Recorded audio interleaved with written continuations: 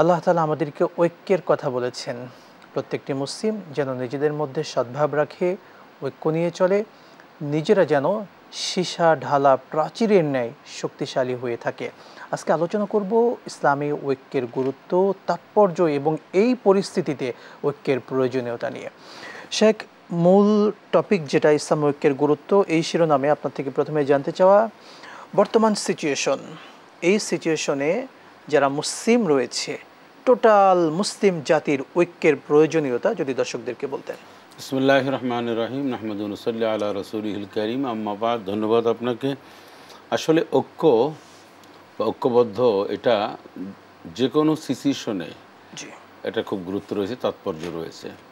ঐক্যবদ্ধ শুধুমাত্র একটা ক্রাইসিস মুভমেন্টে অথবা একটা বিজয়ের পরে যে একটা খণ্ডকালীন সময় মানুষ ঐক্যবদ্ধ থাকবে, আসলে তা না।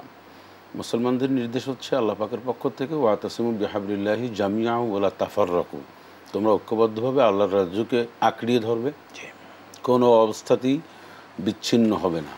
বিহাবলিল্লাহে আল্লাহর রজ্জু বা আল্লাহর রশি, এখানে বিহাবলিল্লাহে আই কোরআনুল কারীম, অর্থাৎ কোরআনুল কারীমের মাধ্যমে, তার উপরে ভিত্তি করে, কোরআনের দিক নির্দেশনা অনুযায়ী, কোরআনকে কেন্দ্র করে, কোরআনকে একেবারে তোমরা সামনে রেখেই তোমরা ঐক্যবদ্ধ হবে। এবং ওয়ালা তাফাররাকু, তোমরা কোনোভাবেই মানে বিচ্ছিন্ন হবে না।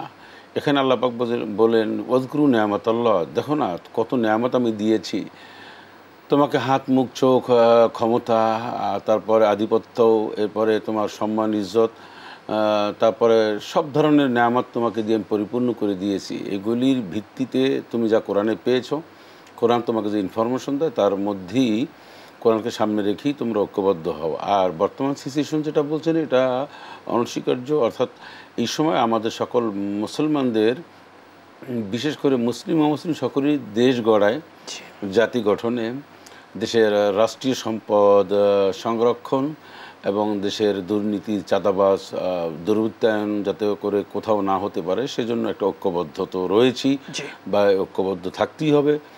একটা দেশ জাতি গঠনে, একটি সমাজ গঠনে সবচেয়ে যে জিনিসটি প্রয়োজন সেটা হচ্ছে ঐক্যবদ্ধ হওয়া, সম্মিলিতভাবে।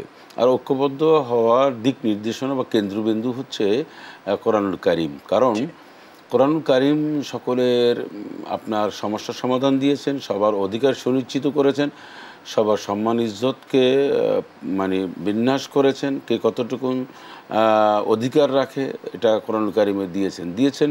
অমুসলিমদের অধিকার, অমুসলিমদের সম্পদের অধিকার, অমুসলিমদের সম্মানের অধিকার, এটি ইসলাম যেহেতু নিশ্চিত করেছে, ইসলাম গ্যারান্টি দিয়েছে, তাই বলা হয়েছে কোরআনের মাধ্যমেই এবং কোরআনকে সামনে রেখে, কোরআনকে কেন্দ্র করেই তোমরা ঐক্যবদ্ধ থাকবে, বিচ্ছিন্ন হবে না। বিচ্ছিন্ন হলে একটা জাতি, দেশ, সমাজ, পরিবার যে কোনো সময় বিধ্বস্ত হওয়ার সম্ভাবনা রয়েছে।